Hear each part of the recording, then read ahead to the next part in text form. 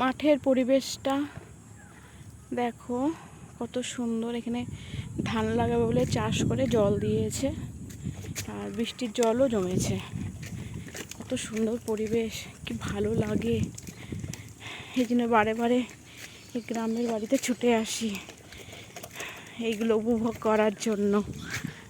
পরিবেশটা চারিদিকে দেখো কত সুন্দর।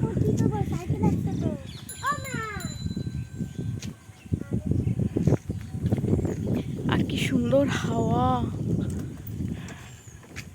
তো ভালো লাগছে না। ছেলেকে নিয়ে আবার একটু আসলাম।